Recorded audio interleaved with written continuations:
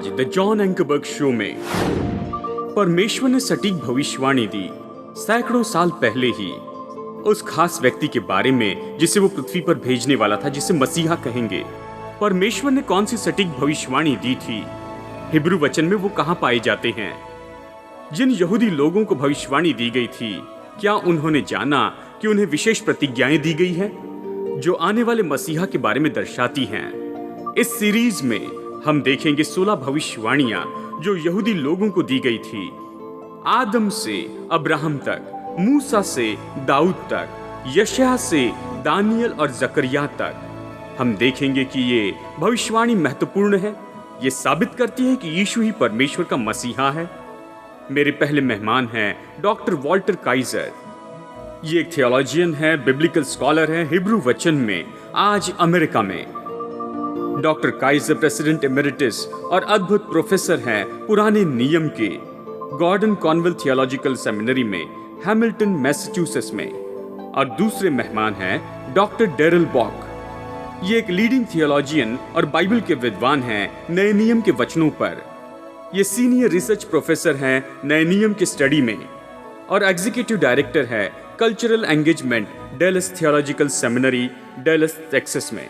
हमारे साथ जुड़ जाएं इस खास एडिशन द जॉन एंकरबर्ग शो में। आज के प्रोग्राम में स्वागत है। दो महान मेहमान हैं, डॉक्टर वॉल्टर काइजर और डॉक्टर डेरिल बॉक। आपने इनके बारे में जानकारी देखी। हम अद्भुत मुद्दे पर चर्चा कर रहे हैं। यह मुद्दा बहुत ही महत्वपूर्ण है। क्या आप सोचते हैं, चलिए सवाल पूछूं, क्या इतिहास में सबूत है कि परमेश्वर ने सटीक बताया है, भविष्यवाणी दी है, प्रतिज्ञाएं सैकड़ों साल पहले, शायद हजारों साल पहले ही उस व्यक्ति के बारे में जो भविष्य में भेजेगा, जिसे मसीहा कहेंगे? क्या यहूदी लोग जिन्हें जानकारी दी गई, क्या उन्होंने इसे जाना कि उन्हें विशेष जानकारी दी गई है, खास प्रतिज्ञाएं दी गई है जो उसके बारे में बता रही थी भविष्य की ओर? और क्या यह भविष्यवाणी यीशु के बारे में बता रही थी या किसी और के बारे में? परमेश्वर ने अपनी केस यहां पर बाइबल में रखी है और कहता है, और कौन इसे कर सकता है? सच में वो कहता है, यदि तुम मेरे साथ स्पर्धा करना चाहते हो तो अपनी बात कहो। वो कहता है, मैं ही परमेश्वर और कोई नहीं, और जो कहता हूं वो सत्य है। और हम देखेंगे हम केस में क्या ये सत्य है, क्या ये सच में हुई। और डेरिल, हम नए मुद्दे को शुरू करेंगे, लेकिन सारांश में बताइए उन लोगों के लिए जो पिछले हफ्ते चूक गए हैं। ठीक है, वो सब लोग जो पिछले हफ्ते प्रोग्राम चूक गए, हमें बताइए कौन सी 3 पहली भविष्यवाणी देखी थी? हमने उत्पत्ति 3 से शुरू किया था कि एक बीज जो स्त्री से आएगा और वो दुष्ट की हार को दर्शाएगा जो सर्प को दिखाता है। और फिर हमने देखा उत्पत्ति अध्याय 9, प्रतिज्ञा थी कि शैम के घराने से यानी शैमी से ये व्यक्ति आएगा। और फिर हमने किसी तरह से बहुत महत्वपूर्ण प्रतिज्ञा को देखा। इब्राहिम की प्रतिज्ञा की जाती होगी और वो बीज आएगा जो सारी पृथ्वी के लिए आशीष होगा। यानी क्या हो रहा है कि सारी मनुष्य जाति में से प्रभु धीरे से सकरा होकर हमें बता रहा है कि ये विशेष व्यक्ति कौन होगा। जी, ये अद्भुत है जिस पर हम चर्चा कर रहे हैं। ये अद्भुत है, मतलब मेरे लिए ये अद्भुत है जब हम इसे देखते हैं। परमेश्वर इतिहास में जुड़ा है, जानकारी देता है। वहां उस समय जो लोग रहते थे उन्हें वो बताता है और साथ ही भविष्य की ओर बताता है। अब वॉल्टर, हम पिछले हफ्ते इब्राहिम के बारे में देख रहे थे, हम चर्चा कर रहे थे उसके बीच से प्रतिज्ञा। प्रेरित पौलुस कहता है कि ये आगे जाकर ये यीशु के बारे में है जो संसार को बचाता है। ये तो स्त्री का बीज बेटा है जो शैतान के सिर को कुचलेगा। लेकिन मैं आपको बताना चाहता हूं कि परमेश्वर ने और भी प्रतिज्ञाएं की थी इब्राहिम से। चलिए मैं पढ़ता हूं। उसने कहा, इब्राहिम, अब से तेरा नाम अब्राम न रहेगा, ये उसका पुराना नाम था, लेकिन अब से तेरा नाम अब्राहम होगा, क्योंकि मैंने तुझे जातियों के समूह का मूल पिता ठहरा दिया। अब बड़ी बात यह है, मैं तुझे अत्यंत फलवंत करूंगा और तुझको जाति जाति का मूल बना दूंगा। और यहां पर अचानक वो उसे नया क्लू देता है, और तेरे वंश से राजा उत्पन्न होगे। ये किस बारे में है? खैर, ये मसीहा का एक और गुण है। हम उत्पत्ति 3 में उसके मनुष्य की शुरुआत देखते हैं, पहली प्रतिज्ञा। और फिर यहाँ वो आता है स्वर्ग से कि मनुष्य में वास करे, उसका अलौकिक भाग। और फिर मनुष्य को बुलाता है कि पृथ्वी के सब लोगों की सेवा करे, कि वो भी आशीष पाएं। और फिर वो बताता है कि ये मसीहा राज्य करेगा, राजा, अद्भुत राजा होगा सारी पृथ्वी पर, कि सब पर राज्य करे। तो वो प्रतिज्ञा शुरू करता है और याकूब के साथ वो एक और बात दिखाता है कि ये मैसियानिक राजा आएगा, कि वो मसीहा होगा और वो ही हमारा प्रभु यीशु है। जी, और पीढ़ी परमेश्वर से और सकरा करता है, और उसमें से वो विशेष आने वाला था। इसके बारे में बताइए कि वो इसे कैसे सकरा करता है। जी, वो सकरा करता है कि इस केस में इब्राहिम से उसके बेटे इसहाक पर और फिर उसके बेटे याकूब पर, और ये हमें 250 साल बताते हैं जो पिता का समय है जिसे हम पेट्रिया कहते हैं, और हम यही ये कहानी देखने लगते हैं मसीहा की, जो राजाओं का राजा और प्रभुओं का प्रभु और ईश्वरों का परमेश्वर। जी, परमेश्वर ने इसहाक और याकूब से प्रतिज्ञा की थी कि वो आशीष पाएंगे और उसके द्वारा बीज आएगा, और परमेश्वर प्रतिज्ञा पूरी करेगा इब्राहिम से और इसहाक से और याकूब तक। और याकूब से उसने ये भी बताया कि राजा के बारे में उसने कहा कि तेरे वंश से राजा उत्पन्न होंगे। देखिए, यहाँ पर क्लू दिया है राजा। हम इसके बारे में ज्यादा नहीं जानते। डरल, आप इसके बारे में क्या कहना चाहेंगे? जी, ये महत्वपूर्ण है कि यहाँ पर राजा शब्द आया है। ये नहीं कह रहा कि एक राजा अपने आप आएगा, लेकिन ये कहता है एक लाइन, एक डायनेस्टी, राज्य करने वालों का एक सेट होगा जिसे प्रभु काम करेगा, और आगे जाकर ये अपने आप एक खास राजा होगा जो सबको छुड़ाएगा। यदि कहा जाए तो ये मुख्य है कि हम ये कहानी देखें, कि हम देखते हैं हालांकि ये सकरा हो रहा है, ये खास व्यक्ति तो बहुत से व्यक्तियों में से बाहर आ रहा है जो इसमें जुड़ेगा। इसलिए बाइबल की कहानी अद्भुत है, क्योंकि एक व्यक्ति आने वाला है, राजा के बाद राजा के बाद राजा के बाद राजा, जिसका जोड़ नहीं। वो ऐसे थे जो इनसे मेल न खाएं, और प्रभु ने जिसकी प्रतिज्ञा की उन्हें ना छुड़ाएं। तो हम अलग ही राह देखें जो विश्वास योग्य तरीके से प्रभु की बातों को पूरा करेगा। ठीक है, चलिए 5वीं प्रतिज्ञा देखते हैं। महान राजा के बारे में याकूब का अनुमान, और ये वचन है उत्पत्ति 49। और फिर याकूब ने अपने बच्चों को ये कहकर बुलाया, इकट्ठे हो जाओ और मैं तुम्हें बताऊंगा कि अंत के दिनों में तुम पर क्या क्या बीतेगा। फिर मैं वचन 10 देखना चाहता हूं। राजदंड उसके एक बेटे से दूर न होगा। वो अपने एक बेटे का नाम लेता है, यानी यहूदा से, और आगे वो कहता है कि व्यवस्था देने वाला उनसे अलग न होगा, और राज्य के लोग उसके अधीन हो जाएंगे। राज्य के लोग उसके अधीन हो जाएंगे। अब डॉक्टर काइजर, मैं चाहता हूं कि आप इसे समझाइए, क्योंकि कुछ अनुवाद जैसे न्यू अमेरिकन स्टैंडर्ड बाइबल कहती कि शिलो के आने तक, यानी ये शिलो कौन है, या इस तरह का अनुवाद क्यों किया गया है? ये एक और प्रतिज्ञा है, क्योंकि याकूब परमेश्वर की ओर से एक और घोषणा करता है कि सच में एक राजा होने वाला है, और वो तो होगा न रूबन से, न लेविया से, न शिमोन से, यानी ये पहले, दूसरे और तीसरे बेटे थे, ये चौथा बेटा था। यहूदा को चुना गया और उसे चिन्ह दिया गया राज्य करने का, उसे राजदंड दिया गया, उसे राज करने का अधिकार मिलता है। और वो कहता है कि मैं ये तुम्हें देता हूँ जब तक शैलो ना आ जाए। और शैलो कौन है? और ये तो एक शब्द है जो है SHE या SHI, और ये उसका एक भाग है, और फिर दूसरा भाग है L और O, यानी वो। और इसका अर्थ केवल यही नहीं आया, लेकिन बाद में यह स्केल की किताब में ये कहता है जिसे राजदंड दिया गया। दूसरे शब्दों में ये यहूदा के गोत्र से होगा, यानी हमें देखना होगा इस राजा को, इस अधिकारी को जो आएगा, लेकिन वो आएगा यहूदा के गोत्र से, जो चौथा बेटा है, पहला नहीं, दूसरा नहीं, तीसरा नहीं। ये जरूरी क्यों है? जी, फिर से हम जिसे देख रहे हैं उसमें और सक्रिय हो रहे हैं। हम सारी मनुष्य जाति से शैम की संतान में गए, फिर इब्राहिम के परिवार तक। अब हम उसकी संतान देख रहे हैं, और उसकी संतान यानी ये इज़राइल के 12 गोत्र थे, उन 12 में से एक ही जिसमें हम ये खास व्यक्ति देख रहे हैं जो यहूदा के गोत्र से था। ठीक है, अब हम ब्रेक लेंगे और वापस आने पर देखेंगे और भी चीजें हैं जो परमेश्वर यहूदी लोगों पर प्रकट करता है, और ये बहुत सी चीजें हैं, हम इसे देखेंगे। हम डॉट्स जोड़ने की कोशिश करेंगे कि ये कहाँ ले जा रहा है और इसका क्या अर्थ है, और परमेश्वर बहुत सी जानकारी देगा। इस पहली के और भी भाग हम जोड़ेंगे, वापस आने पर इस पर चर्चा करेंगे।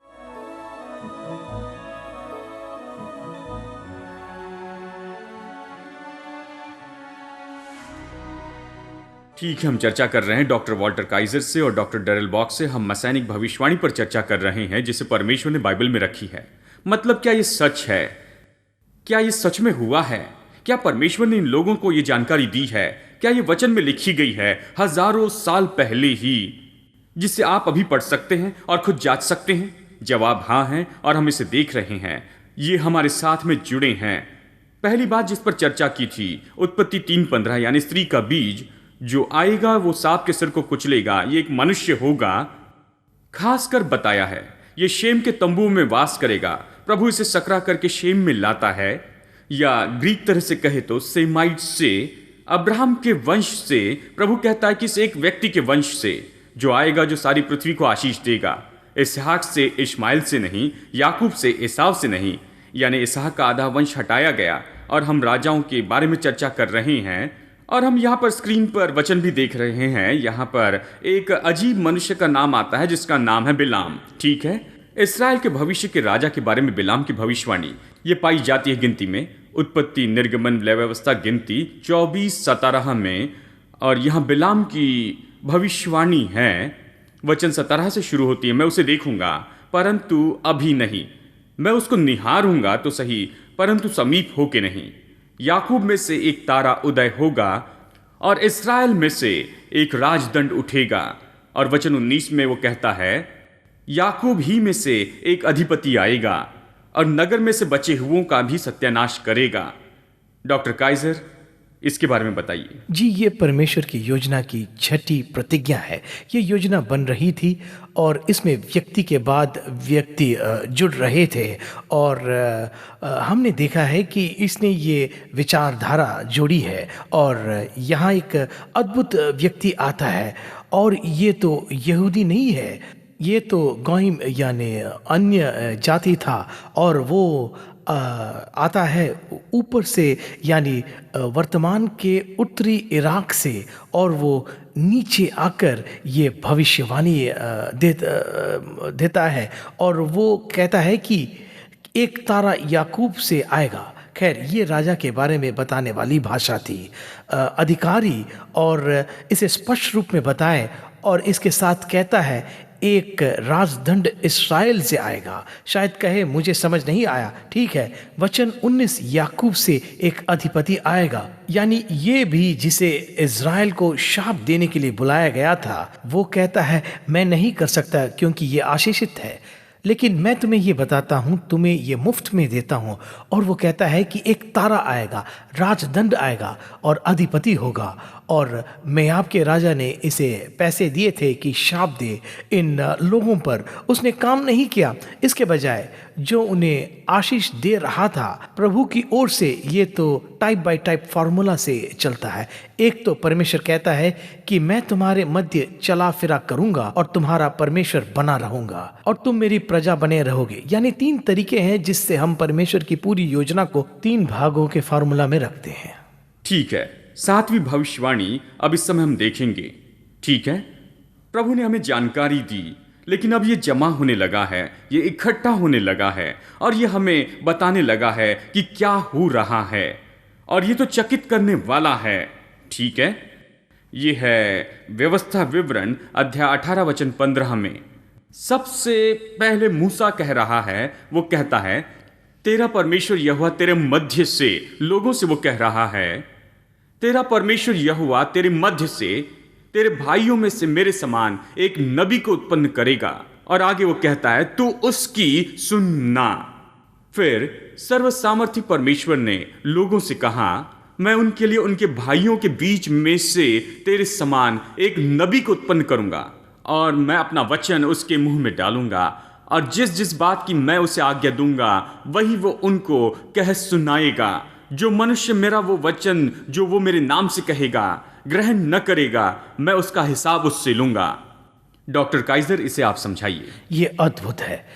परमेश्वर अपना अर्थ दे रहा है, उसका अर्थ, उसका महत्व मनुष्य द्वारा। और यहाँ ये भविष्यवक्ता है, लेकिन वो केवल ये नहीं कहता कि मूसा वो भविष्यवक्ता है, लेकिन एक निश्चित भविष्यवक्ता होगा मूसा के जैसे ही। और वो उन्हीं लोगों में से आएगा, यानी वो यहूदी होना चाहिए। और वो क्या करने वाला है? वो अलौकिक शब्द कहेगा और वो सब कहेगा जो परमेश्वर पिता उससे कहता है। और यदि कोई न सुने तो परमेश्वर उनका लेखा लेगा। ये वचन इतना महत्वपूर्ण है। डेरिल जी हाँ, मुख्य बात यह है कि मूसा जैसा भविष्यवक्ता और आगे जाकर हम देखते हैं यहोशू जैसा व्यक्ति, यहाँ हमारे पास लीडर भविष्यवक्ता है। ऐसे भी भविष्यवक्ता थे जिनका सामाजिक राजनीतिक क्षेत्र नहीं था और परमेश्वर के साथ चलने में उनके समय को छोड़, लेकिन मूसा ने लोगों को छुड़ाया था। वो मिस्र से छुटकारे के लिए जिम्मेदार था और यहोशू देश को जीतने का काम पूरा करता है। लेकिन यहोशू ही सब नहीं था, यानी मूसा जैसे भविष्यवक्ता यानी यहोशू के बाद यहूदी लोग इस भविष्यवक्ता की राह देखते रहे। मूसा जैसे व्यक्ति की जो छुड़ाएगा, ये व्यक्ति जो अगुवाही करे, ये व्यक्ति प्रकट करेगा, ये व्यक्ति जो प्रतिज्ञा पूरी करेगा। ये किस बारे में है? यानी वचन हमें बताता है कि भविष्यवक्ताओं में एक अद्भुत स्तर होता है, यानी विशेष स्तर, जैसे मूसा था और हम उसी की राह देख रहे हैं कि वो आए। ठीक है, अब थोड़ा बताइए कि ये भविष्यवाणी कितनी विशेष है। मैं शुरू करना चाहता हूं वॉल्टर। व्यवस्था विवरण अध्याय 34 वचन 9 से 12 तक। अब नून का पुत्र यहोशू बुद्धिमानी की आत्मा से परिपूर्ण था, क्योंकि मूसा ने अपने हाथ उस पर रखे थे और इस्राएली उस आज्ञा के अनुसार जो यहोवा ने मूसा को दी थी उसकी मानते थे। और मूसा के तुल्य इस्राएल में ऐसा कोई नबी नहीं उठा। यहाँ कुछ विशेष गुण है जिससे यहोवा ने आमने सामने बातें की और उसको यहोवा ने फिरौन और उसके सारे देश में सब चिन्ह और चमत्कार करने को भेजा था। और उसने सारे इस्राएलियों की दृष्टि में बलवंत हाथ और बड़े भय के काम कर दिखाएं। उसने सारे इस्राएलियों की दृष्टि में बलवंत हाथ और बड़े भय के काम कर दिखाएं। ठीक है, अब वो खुद का विवरण देता है और यदि किसी के बारे में कह रहा है तो वो सुपर डुपर होगा जो आने वाला है। कितना सुपर!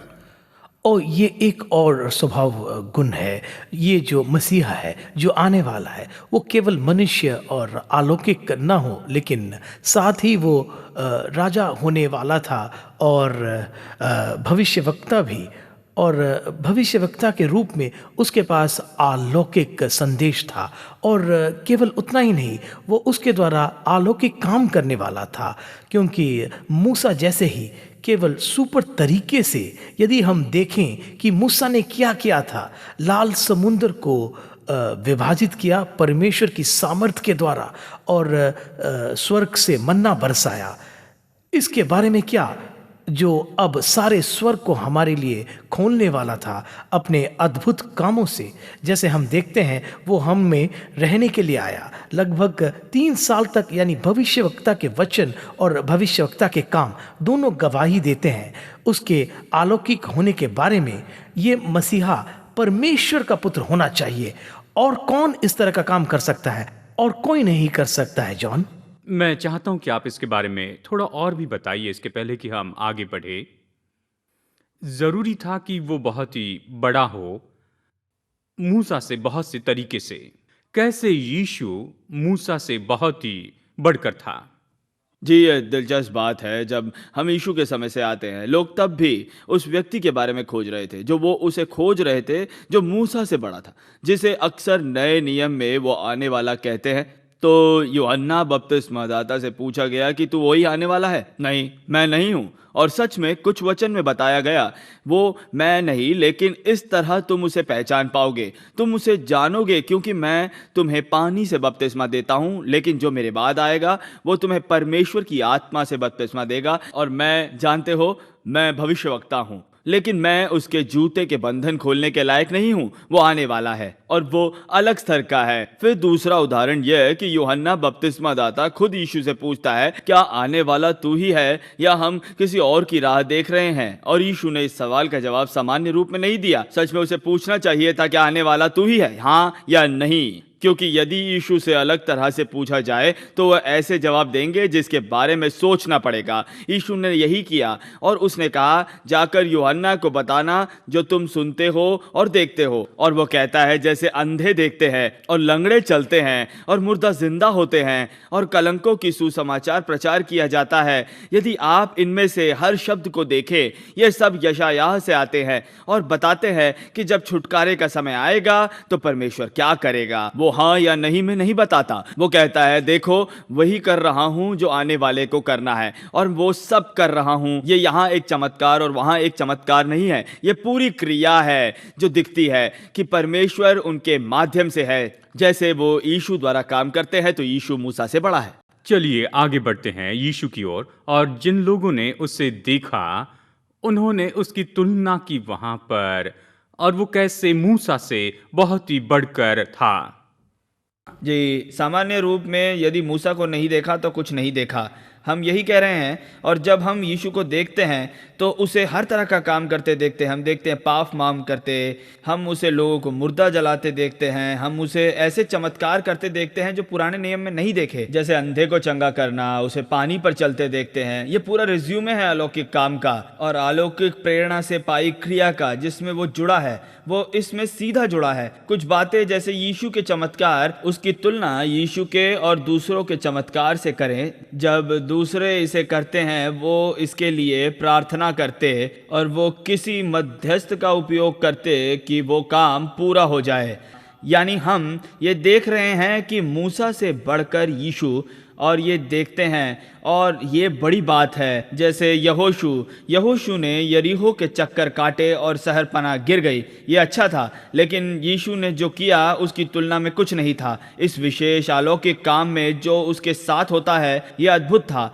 नया नियम इसे चिन्ह और चमत्कार करता है। ये इस सच्चाई को बताता है कि यीशु वही था जिसका उसने दावा किया था। और अजीब बात यह थी कि नए नियम में बहुत से यहूदी लोग यीशु के पास इकट्ठा होकर कहते थे, हमें स्वर्ग से चिन्ह दिखा कि जो तू है वही है। मैं अपने विद्यार्थियों को कहता हूँ, वो क्या पूछ रहे थे? यीशु हर तरह के काम में व्यस्त था, वो हर समय इसे देख सकते थे, ये देखते हुए कि प्रभु उनमें काम कर रहा है। जो लोग सुन रहे हैं, आप क्या चाहते हैं कि इस प्रोग्राम से वो क्या ले? मुख्य बात क्या है?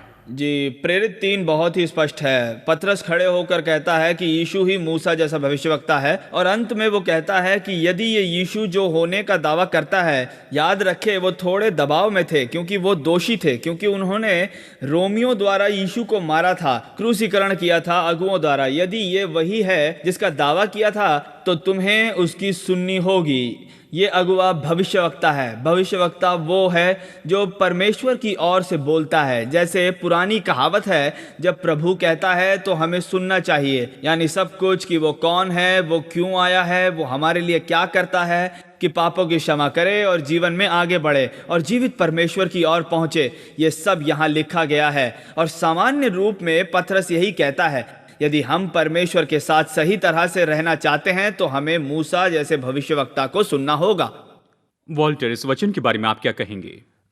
ये समझना कि ये जिसकी प्रतिज्ञा की गई और वो आने वाला है, जिसके बारे में वचन 66 किताबें जो 1400 साल में लिखी गई, 3 अलग महाद्वीपों से, यूरोप, अफ्रीका, आशिया से, और 3 अलग भाषाओं में, यानी कि हिब्रू, अरेमिक और ग्रीक में, यानी एक शीर्षक है, एक कहानी, पूरी तरह एक ही योजना है। और ये भाग कि जो भी सुनाता और विश्वास करता है वो अनंत जीवन पाएगा, और जो सुनते हैं वो अनंत जीवन पाएंगे। इसलिए आने वाले इस परमेश्वर के पुत्र पर विश्वास और भरोसा करने से, यानी जो एक बार आया है और फिर से आएगा। अद्भुत बात है दोस्तों। मैं आशा करता हूं कि आप इसे ले रहे हैं और इसे अपनी बाइबल में देख रहे हैं, ठीक है, और ये आपकी अगुवाई करे। ये निश्चय आपको लेकर चले उसकी ओर जिसके बारे में हम चर्चा कर रहे हैं, जिसके बारे में हम कहते जा रहे हैं। वो आपकी देखभाल करना चाहता है और निश्चय ही हम इसके बारे में और भी चर्चा करेंगे। मैं चाहता हूं कि इस पर आप देखते चले जाएं कि मूसा और यीशु की तुलना में, जो कि दाऊद के बारे में भी है। आशा है कि आप जुड़ जाएंगे। आज प्रोग्राम में जुड़ने के लिए धन्यवाद। आशा है कि आपने इस प्रोग्राम का आनंद उठाया। इन दो विद्वानों से सुना, डॉक्टर वॉल्टर काइजर और डॉक्टर डेरिल बॉक्स से। जैसे ये हमें 16 भविष्यवाणी बताते हैं जो साबित करती कि यीशु ही मसीहा है। और मैं इसे अद्भुत देखता हूं कि परमेश्वर ने कितने स्पष्ट रूप में हमें ये बताया है और कैसे पुराने नियम को उसने बहुत ही सटीक रूप में भविष्यवाणियों से भर दिया है। सैकड़ों सालों में बहुत से लोगों के द्वारा जो सिद्धता से यीशु के बारे में बताते हैं, और जैसे इसमें से कुछ आज हमने देखे हैं, मैं जानता हूँ ये आपके विश्वास को मजबूत करता है कि आप जाने कि यीशु परमेश्वर का प्रतिज्ञा का मसीहा है, जो इस संसार में आपके पापों से बचाने के लिए आया है और सदा के लिए राज्य करने वापस आएगा। अगर आप किसी को जानते हैं जो सवाल करते हैं कि क्या यीशु जो कहता है सच में वो है, मैं प्रोत्साहित करता हूँ कि आप ये सीरीज उनके साथ बांटें। इसे आप हमारी ऐप के द्वारा कर सकते हैं। ये आपकी मदद करता है कि आप हमारे ऐसे सैकड़ों प्रोग्राम को देखें कहीं भी किसी भी समय पूरी तरह मुफ्त में। तो ये ऐप डाउनलोड कीजिए। बस अपने डिवाइस के ऐप स्टोर में जाइए और सर्च करें द जॉन एंकरबर्ग शो। इसे इंस्टॉल करने के बाद आप हमारे Q&A वीडियो को भी देख पाएंगे, जहां संसार के महान विद्वान जीवन के सबसे मुश्किल सवालों का जवाब देंगे। आप इन सारे स्रोतों को मुफ्त में पा सकते हैं हमारी वेबसाइट के द्वारा भी, jashow.org पर। यहाँ पर हमने 8000 से ज्यादा आर्टिकल्स रखे हैं जो यीशु के अस्तित्व के बारे में सबूत देते हैं और उसके पीछे चलने का मतलब क्या है। अगर विश्वास के बारे में आपके पास मुश्किल सवाल हैं, तो इसे देखना बहुत ही अद्भुत होगा। हालांकि ज्यादातर भाग इंग्लिश में, लेकिन ऐसे बहुत से वेब ब्राउजर्स हैं जो तुरंत आपके लिए इसका अनुवाद कर सकते हैं। और मैं सोचता हूँ कि आप बहुत से मुश्किल परिस्थितियों में से जा रहे हैं और आपको प्रार्थना करवानी है, तो स्क्रीन पर दिए गए इस फोन नंबर पर अभी आप फोन कीजिए। हमारे पास अद्भुत लोगों की ऐसी टीम है जो आपसे बातें करके आपके लिए प्रार्थना करना पसंद करेगी। यदि आपके कोई सवाल है तो जवाब देंगे। अगर इस प्रोग्राम के दौरान परमेश्वर आपसे बातें कर रहा है या जीवन के किसी क्षेत्र में आपकी कोई जरूरत है, तो कृपया करके हमें फोन करने के लिए बिल्कुल न हिचकिचाएं। शायद आप पहली बार ये प्रोग्राम देख रहे हैं और आपने ये जाना है कि यीशु ही परमेश्वर का प्रतिज्ञा किया गया मसीहा है। अगर आप अपने पापों के लिए उसकी क्षमा को प्राप्त करना चाहते हैं और उसके साथ व्यक्तिगत संबंध बनाना चाहते हैं, तो मैं आपको प्रोत्साहित करता हूं कि स्क्रीन पर दिए इस नंबर पर फोन कीजिए, हमारी ऐप पर जाइए या हमारी वेबसाइट पर और क्लिक कीजिए प्रे टू एक्सेप्ट जीसस पर। हमारा प्रोग्राम देखने के लिए धन्यवाद। आशा है कि अगले हफ्ते इसी समय आप फिर से जुड़ जाएंगे जॉन एंकरबर्ग शो के एक और एपिसोड के लिए। और तब तक प्रभु आपका आशीष दे। अगले हफ्ते मुलाकात होगी। और मैं सोचता हूँ कि दाऊद गड़बड़ी में था। नहीं, वो मेरा पुत्र है। लेकिन परमेश्वर ने कहा नहीं, सुलेमान मेरा पुत्र होगा और बेटे के बेटे के बेटे का बेटा, यानी इस तरह से यीशु नसरी के आने तक वे वही था, परमेश्वर का अवतार लिया हुआ पुत्र।